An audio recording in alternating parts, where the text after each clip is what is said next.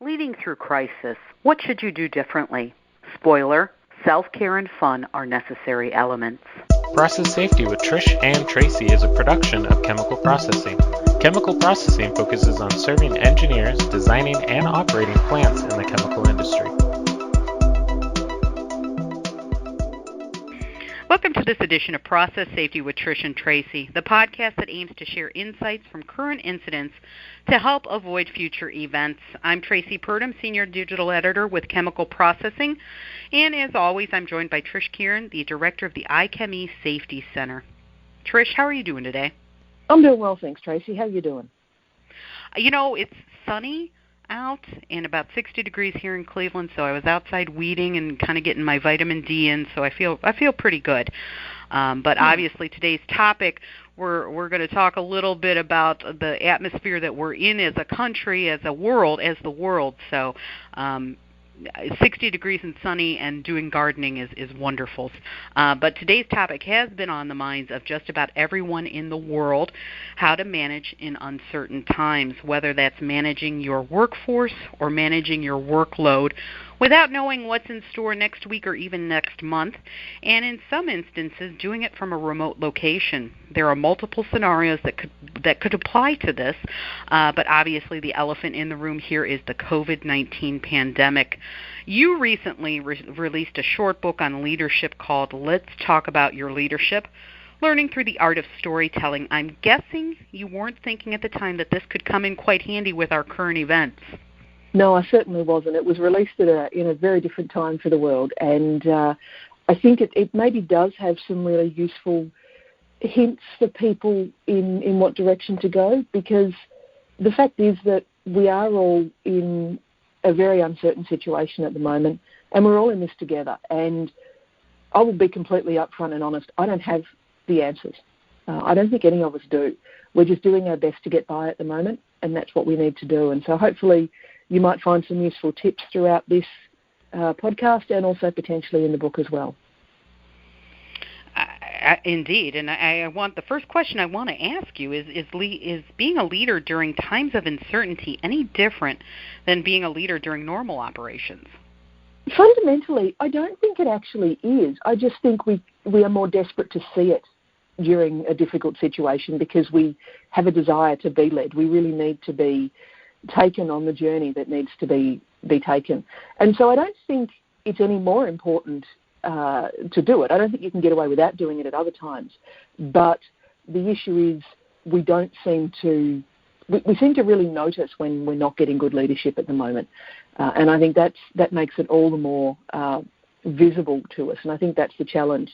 And I think for me, it's really important to understand what leadership is about. And there's many different definitions of it.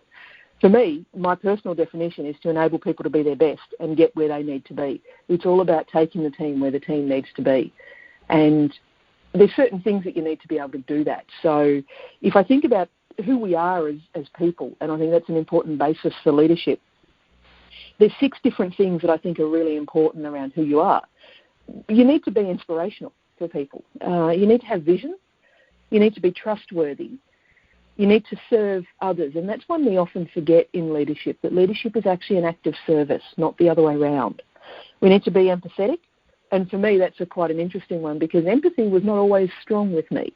I actually had to really learn to understand it and to recognise it because it didn't come naturally to me, but we can learn these things as well. And I think we need to be humble. We need to be able to admit we might have got something wrong. And I think that's a really important part about who we are as a person, and that shapes who we are as leaders. But then we actually have to behaviourise those in some way. We have to take actions. And so I think that comes down to what we do. And we need to be able to clearly set a direction for people. And we need to be able to articulate what that direction is. They need to know where we're trying to go. It's really difficult at the moment because the world is so uncertain. You really need to be yourself because authenticity, it's so underrated in how important it is. People can always detect when someone's not being themselves or being fake. And you're far more likely to get a good response from someone if you're authentic with them. We need to be consistent so we're not leaving people guessing about what's going on. We need to speak up, and sometimes this is really difficult because we have to speak up And it could have ramifications against us, against our careers, potentially against relationships, if we don't speak up and say the right thing when it needs to be said. Obviously, we need to look after people. People are what this is all about. That's what we have leadership for. It's for the followership. And if we don't have people following us, then we're actually not really leaders. This is the next one, I think, for me is quite an interesting one that's also often forgotten, but we actually need to have fun in some of this stuff. And I'm seeing a lot of that happen at the moment with companies doing funny hat days and sharing photos of your four-legged co-workers from home and all these sorts of things. It's actually really important to take a moment and have fun. We need to seek out information and be willing to admit we don't know every answer. In fact, we don't know most of the answers. We've got to ask the questions. We've got to look for the information. And then lastly, we need to take a moment to reflect. We have to actually know what went well and what we can do better next time. So the reflection part of it is quite important as well. And so I think when you tie that all together, that really brings together what leadership needs to be at all times. But at this particular point in time, it appears to be so much more important to us because we really need that leadership so that we've got some sense of normalcy in our lives.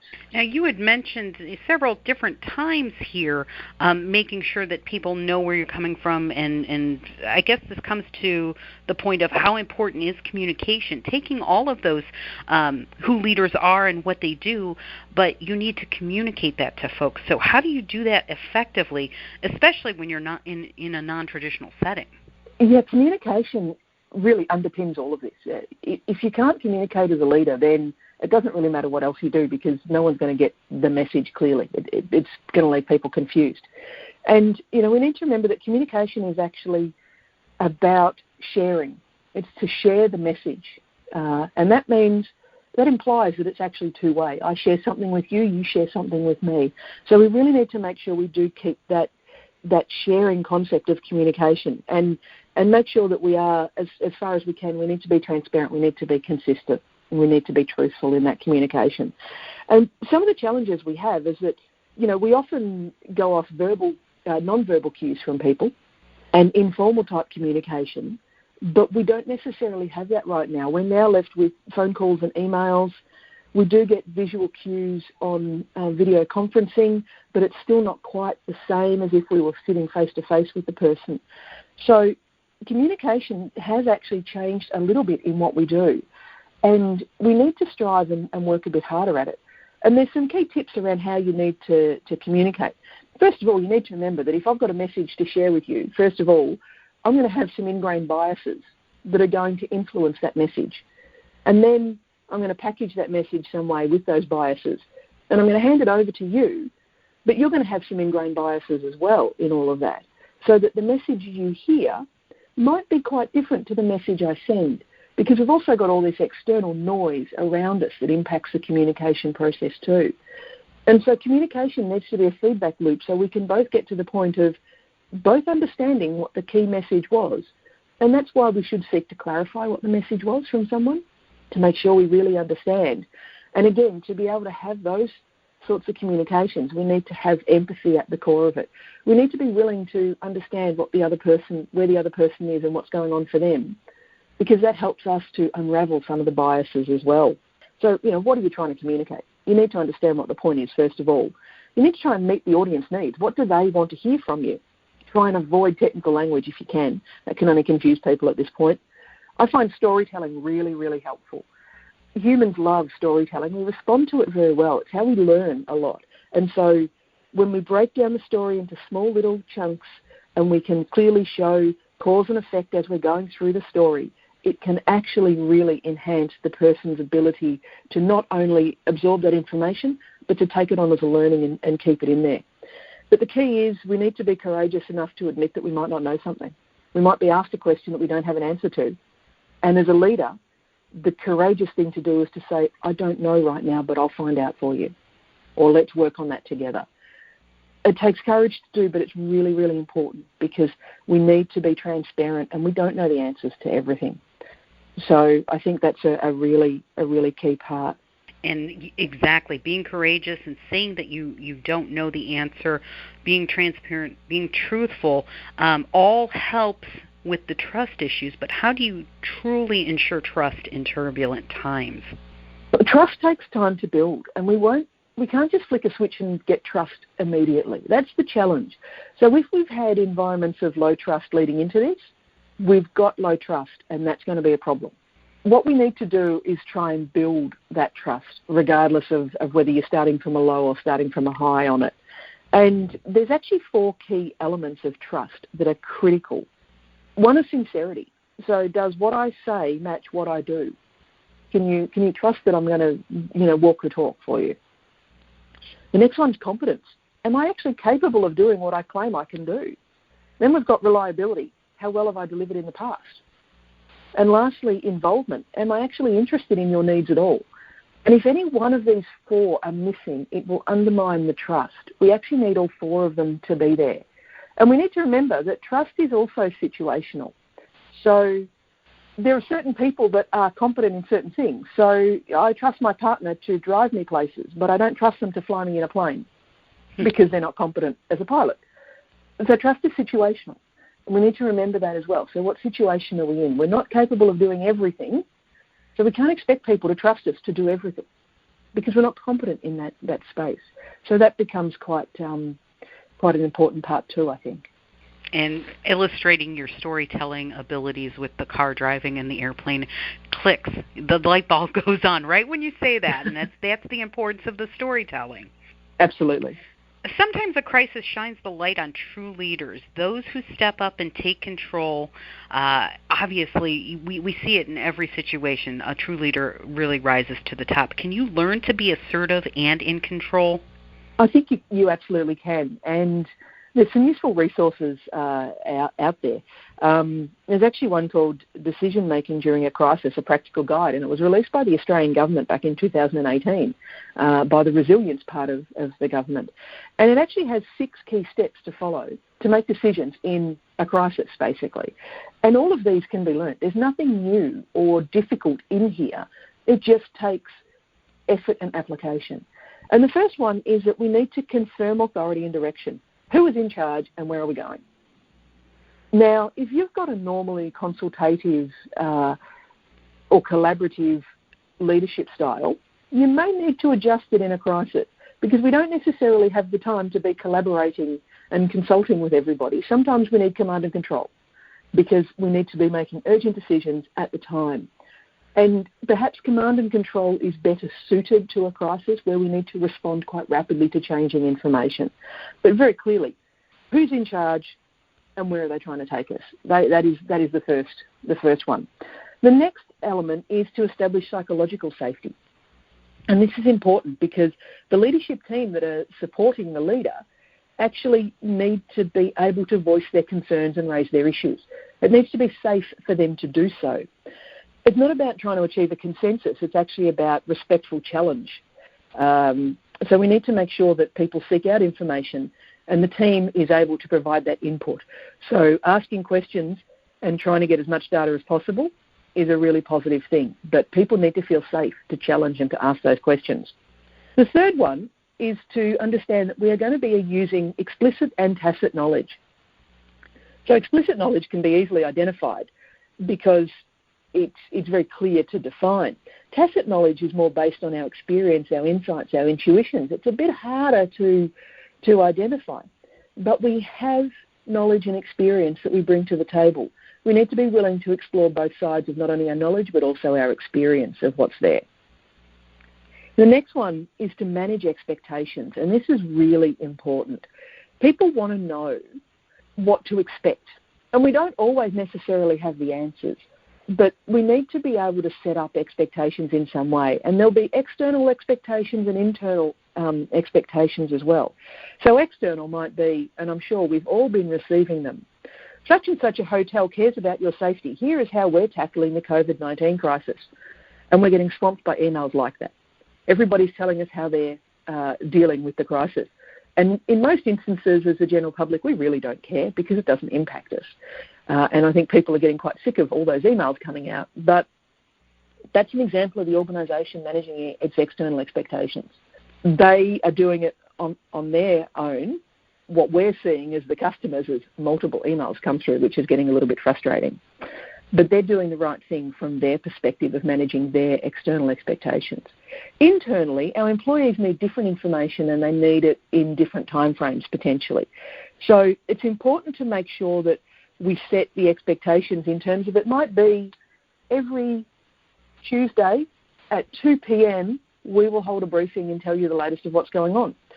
It might be every day we're going to hold a briefing because there's so much changing information. So, for example, in New Zealand, the New Zealand Prime Minister is speaking to the country and answering questions every day, I think, at 12 p.m. That's it, every day at 12 p.m. PM Jacinda Ardern is online and talking to the country. She set that expectation and she's meeting that expectation. So it's a really clear, I'm going to be here, I'm going to talk to you, I'm going to be authentic, I'm going to tell you the truth. If I don't know, I'll tell you I don't know. But she's managing the expectations of her people because she's taken her country into a very significant lockdown for a period of 4 weeks. The next one is managing cognitive bias. And this is challenging because, first of all, you have to recognise that there's bias in there. And there's usually 3 that really impact in decision-making. So there's anchoring, where I'm stuck on only one key piece of information and that's all I care about. I'm not seeing anything else. Confirmation bias, I'm only looking for data that confirms what I suspect or what I think anyway. Or overconfidence bias, I've got this, I don't need any help, I know what I'm doing, I'm the best at this. So we need to be able to deal with those biases. A simple way to do it is to pick a team member to challenge our biases every time they see it. So a little bit similar to De Bono's 6 hats with the black hat. The devil's advocate, someone to challenge us, is quite important as well. And then the last part is you actually need to record the decisions that were made, because basically if it's not written down, it never happened. So record the information, but also record it in a way that people can access it that need to. They can see the information, they can challenge it, and they can see where we've come from and where we're going and continue to plot the course. So it's really important to have all of that information documented quite clearly. And those 6 areas, they're all things that can be learned. They're all actionable. We just need to have the discipline to actually go through and take those steps as we go through that process. There are a lot of steps to take, and there's a lot of moving parts. And what I'm getting at is there's a lot of heaviness taking its toll on these leaders during these uncertain times. Any advice on how to keep going, how to make sure that you're not going to burn out leading your company, leading your team to where they need to go? Yeah, and look, that's a really important part of this. At the end of the day, as a leader, we actually also need to take care of ourselves, because no one else is taking care of the leader. The leader's going to have to do that themselves. And it's not selfish to look after yourself, because if you don't take care of yourself, you won't be there to take care of anybody else. So it's really important that you do take that time. So practical things, like you need to schedule some exercise time to make sure that you keep moving, you keep healthy, you get some fresh air. Create a routine. If we're all working from home, we actually need to still get up every day, have a shower, get dressed, have breakfast, and then physically go to work, whether that is just walking up to the dining table where your computer's set up, or if you've got a home office, opening the door and going into your home office. You actually need to have an act of going to work. You need a routine. You then need to make sure you take regular breaks, especially from screen time. There is only so many hours a day you can do online in meetings with people before your eyes will start to strain, your brain will start to strain. So you need to take those regular breaks. Take a lunch break. If you're allowed, go for a walk outside if the weather's okay. Get out in the garden and do some weeding. Those sorts of things are really important because we still need our vitamin D to get through this. And try and connect with others, whether it's a quick little instant message to other people in the office or the company, or whether it's a scheduled catch-up. I know of some groups that are every day they're doing the quiz that they would normally do together as a group in the office. They're going into a video conference at a certain time every day with a cup of coffee and doing the quiz. Catch up with friends and family on video conferencing. I have a couple of evening dinners scheduled with friends every week. And every week we sit down with our dinner in front of us and they sit down with their dinner in front of them and we have dinner together and have a conversation over dinner. This coming weekend we're actually going to be playing some games. We're going to be playing a little bit of Yahtzee, a little bit of Trivial Pursuit, all over video conferencing, because that's what we normally do. And we need to make sure we continue to keep that connection with people, because whilst we've been asked to socially distance, that doesn't mean we need to shut ourselves away emotionally from everything else that's happening around us. We need to take care of ourselves, and for that we need the human interaction. If all we can get is through video conferencing, then that's just what we're going to have to live with at the moment, so that we can keep everybody safe as much as we can and protect our health systems at this point in time. As a leader, you also need to make sure you're checking with your team. You need to touch base with them, see how they're doing. Ask them if they're okay. Do they feel safe? If not, you need to address that and have a conversation with them. And Graham Cowan has got some great tips in this area on his website. And there's some really useful stuff that he's been publishing lately, so it's well worth a look there. Talk to your teams about, what did they get done yesterday? What have you succeeded in? What are you planning to do today? And is there anything I can do to help you get through that? Do you have any roadblocks? How can we make that happen? Give people a sense of achievement. One of the things I do with my team every week, and I've now adopted doing it with a separate office team that I work in the same office with, but they're not actually part of my team, is every week we share a wins for the week email. And I learned this from a guy I worked with years ago.